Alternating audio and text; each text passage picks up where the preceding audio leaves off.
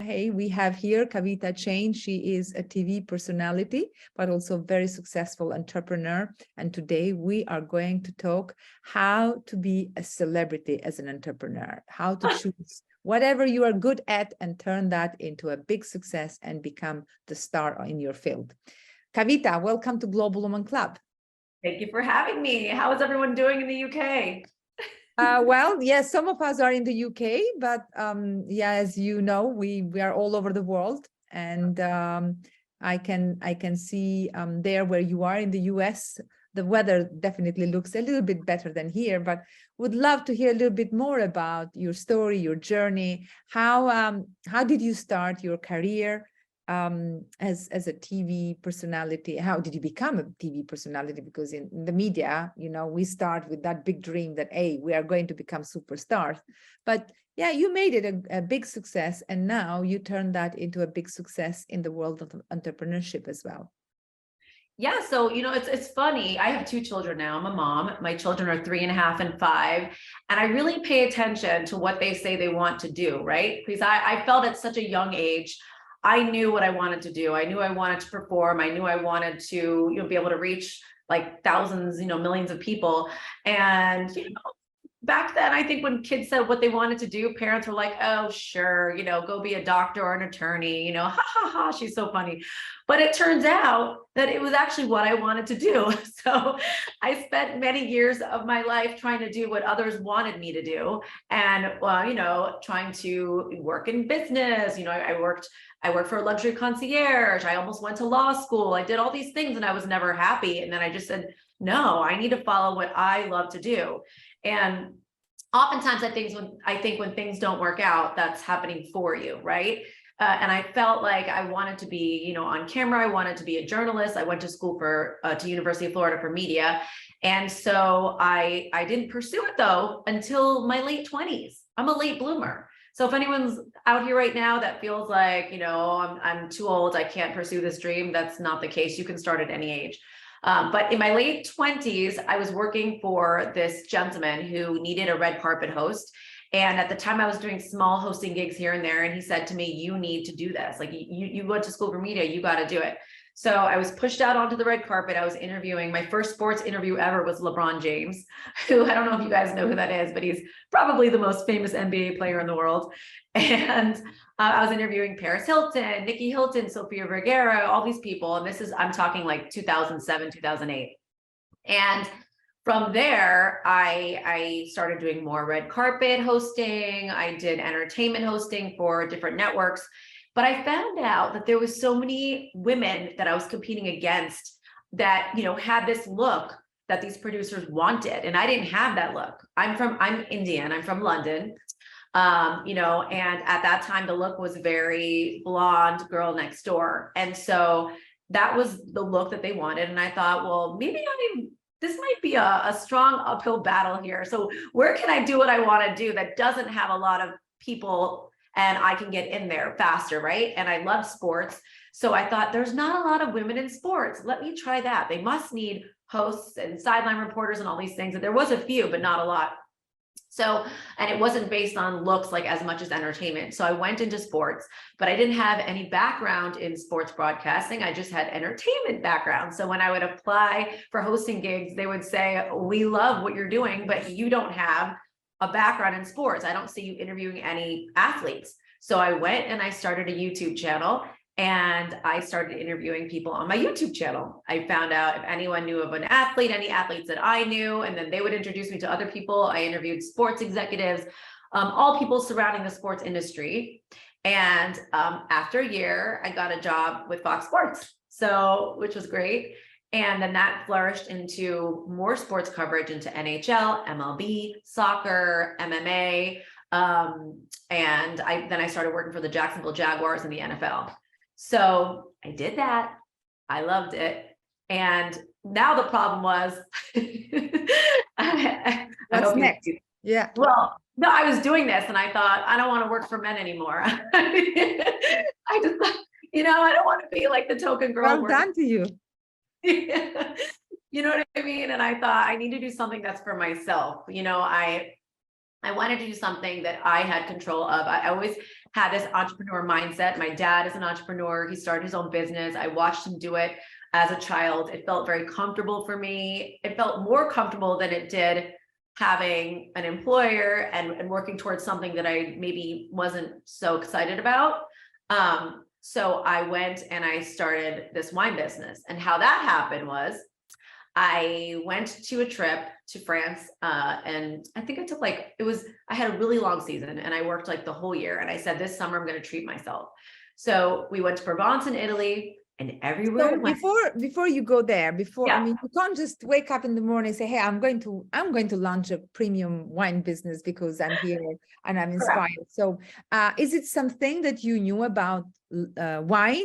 Or do you like drinking wine, or do you have some kind of passion for wine, or you just discovered it on the way, and from working in the media, you just decided to shift? Yeah, great question. So I always loved wine. My parents, I grew up watching them throw wine parties. They'd have 10 to 12 families over, couples, whatever, the adults. And, I'd be in my room and my sisters would be like peeking through the middle hallway closet that they would close when they would have their little parties, and they would have wine parties, wine and cheese parties. They would all bring a bottle of wine and compare them and save the labels of the ones they liked. So I grew up, I was comfortable with it. And then in college, again, I didn't really like liquor. People were like drinking rum and tequila and all these fun things. And I was ordering wine. So, my friends would tease me and say, you're getting wine? Like, what are you, 30? And then when you're 19 or 21, 21 to drink, 30 sounds old, right? So, but I loved wine. And then I drank, that was like, if I go out, throughout my life, that's what I drank. I don't drink any other alcohol. So I always loved wine. Now, I did not like rosé. No, so I didn't really love rosé. I was a white wine, red wine drinker. And I took this trip. As I said, I had a really busy season covering all sports. And then I wanted to take the summer to go away. So I took this trip, and at every hotel or restaurant that I went to, they gave me this beautiful glass of rosé, and it was just, here, madame, have a, and I drank it and I loved it, and I found that I could have it with lunch, I could have it with dinner, and then the next morning I would work out, I'd pop up, I'd feel ready, I didn't feel hungover, I'd go work out, and I felt fine. And I fell in love with this kind of wine that I never really drank or loved before. So I come back to the United States and I'm excited because I thought, oh, I like rosé. So I go to my favorite restaurants and I order rosé. And at that time, there was only like 1 or 2 options. Now you'll probably have like 5 to 10 and maybe 3 by the glass, but I would order rosé and I did not like it. And I thought, how am I going to get this? I need this like French memory to last. It's always like this, Kavita, like you see something and missing. And the first question is like, how do I fix this? How do I make sure that if people are feeling the same, they have it? And how can I, it's like, business is all about providing something, a need that there is in the gap, but you find the solution. So you're going to tell us that you found the solution, yeah? Yeah, well, I mean, I didn't know what I was doing. I mean, I have a TV background. I mean, yes, I love wine, but I'm just a new exactly. So how do you come with a solution where you are in a completely new, different field? I know. So it's crazy. So I never thought about ever having my own wine when I was a little younger. Nothing. This thought never came to me. But I said I want to drink this rosé, and I feel like they're saving the good stuff for the French, and then they're selling the bad stuff to the Americans. And I'm like, this is not going to work for me. So I went, I had a friend that was a small distributor, and he said to me, there is this conference in Cannes where all the rosé makers in the world go. He's like, but it's not open to the public. He's like, but if you can get in, you should go. And then, maybe you can make your rosé that you want to make. So I checked it out.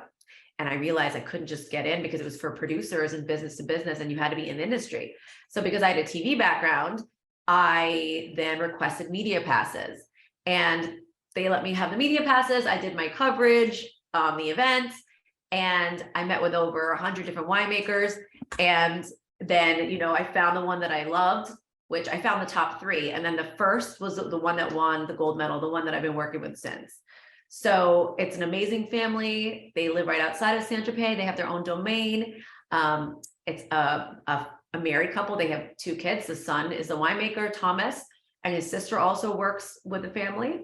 And There is a story. There is always a why behind, and there is always a story. But you being a media expert definitely looks like it has helped you. Yeah, I mean, I think anyone in journalism, you're resourceful. Like you're out there, sharing information, getting information. You are trying to figure out how to book guests on your show. You're having to message people on LinkedIn or social media to get in contact with them. You've got to do all these, resourceful things. And so I think in business, that really does help, being resourceful and just going for what you want. Of course, people laugh at me. They're like, well, wine business, you don't know anything. I'm like, well, I didn't know anything about hockey before I became an ice side reporter either. You figure it out along the way. I like that. Now, can we stay here? You're coming exactly to the path that I wanted you to come, because many people are listening to you right now, and they may say, hey, yeah, it was easy for you because you are good in media. You are a journalist. You know how to build your brand. You know how to build your visibility. But what about us? We are not experts in that field. So how can everybody become a celebrity in their niche? I mean, what is your experience? I don't think there's one way to do it, but I think there's many ways to do it, right? So you got to think of where you want to be, close your eyes and envision where you want to be and literally picture you're there and then work your way back. Whatever's the easiest way for you to work your way back, nothing's going to be easy, but whatever you think is achievable, work your way back. And that's what I do with my goals in my business too. I'm like, this is what I want to do. Okay, who's the person that just did it? Who's the brand that just did it? What did they do to do it? What can I do to get to that point? Right. So, and also, there's a quote that I love. It's called, the secret to getting ahead is getting started. Don't worry about if you don't know something. Okay. That's going to come along the way. I mean, there's nobody that wakes up and knows everything. I mean, not even Oprah knows everything. You know what I mean? So it's just, life is just meant to be fun, and you're supposed to do things every day that excite you. So just do that. Do something that excites you. It's not about if you're going to become a millionaire or if you're going to win an Oscar or if you're going to get this end goal. It's actually those things. Yes. In the beginning, you think I want this, but actually all the ups and downs of getting there is the spice of life. You know what I mean? All the things that you do every day. So whatever you do, don't even care if it sounds crazy or if people are judging you, thinking you can't do it. Go for it, because this is your life. It's your book, and you need to be your own author, or otherwise somebody else will. And you don't want that, because that was crazy. So you are saying enjoy the journey and make sure that every single step has a meaning, and you celebrate for every little success you achieve. Because and I really love the expression you just shared. The biggest secret to go ahead is to get started. Ladies, write that down. I mean, get started. And then the information comes along the way. This is what stops many people, Kavita, yeah? Because some people, maybe they are perfectionists, or they are waiting until become great on something until they start. What you shared with us is you know what? I'm going to figure it out. I'm going to start with the end in mind. Right. Well, so what happens next? Well, just another example to simplify for people is, I'm sure some of us are mothers out there. It's not like we became an expert in parenting when we had a kid, but we went ahead and did it. We went 9 months and we don't even know what the pain or the feeling is that's going to happen when we gave birth, but it didn't stop us. So think of it the same way. You wanted a baby, you went for it. You didn't know what to expect. We still don't know what we're doing. All of us moms, we're learning along the way. It's the same thing with business. Yes, absolutely. Now, because you're talking about that part as well, and most of our audience are women, and many times we feel that conflict. We feel but to run a business, it's lots of dedication. It's like a new baby. But hey, we know lots of examples, women who had many kids and they still made it amazing. So let's suppose you have one more baby, and you take care of your babies and your business as a new baby. So how do you do it? Well, that part is very complicated. Oftentimes there's guilt, whether I'm, as all of us women have, we have this kind of guilt about not paying enough attention to this. And then, you're paying too much attention to this, and then vice versa and whatnot. So it is hard. Right before this Zoom with you, lovely, ladies and gents, my son was calling for me, and I just had to tell him, pretend mommy's not home because I'm working right now. So it's just a balancing act, and there's no right or wrong. And it's just the times that I'm working on my business, I make sure that I'm maximizing and I'm doing what I can do best, and that I can do with quality. And the same thing when I'm with my kids, I maximize my time with them. And yes, when you have a business, you're not going to be 100% there all the time with your kids. Hopefully you have help, whether it's a parent or a babysitter or a nanny. I luckily have a nanny. But again, there's guilt, and there's always going to be guilt at the same time. And do you take them with you, let's say when you travel or you go in meetings? Because I remember when I started my business, I was taking my son everywhere. And when he finished university, he was the best person that he knew everything about my business inside out. So, how do you manage that? How do you balance it?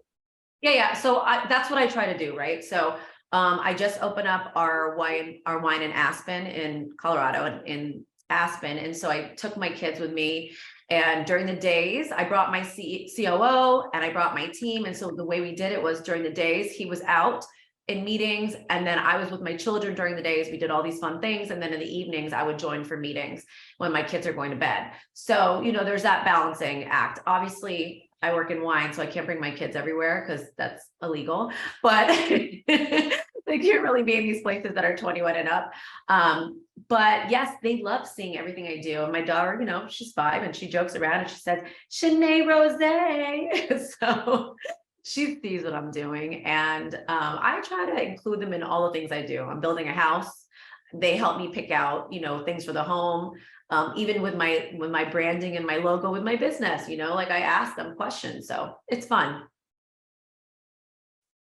Muted. Wow, amazing. I can tell the passion that you have and the determination that you have. And for me, it looks like, give you any idea that you love and you believe in it, and you can make it happen, because how you do one thing, you do everything. So, that's my favorite saying. Oh, really? Okay. Well, that's what I'm here. we're so vibing. So every day when I take my kids to school, on the way to school, I always say, are you going to have a good day, or are you going to have a great day?